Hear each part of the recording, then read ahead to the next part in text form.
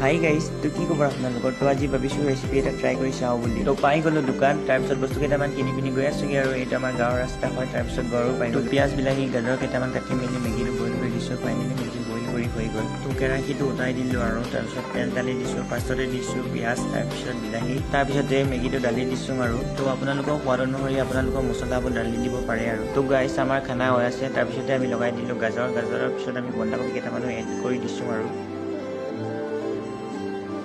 তো ফাইনেলি হৈ গ'ল আমাৰ ৰেচিপি ৰেডি। তো এক প্লেট মোৰ বাবে, এক প্লেট আপোনালোকৰ বাবে, কোনে কোনে খাব বিচাৰে আহিব আৰু।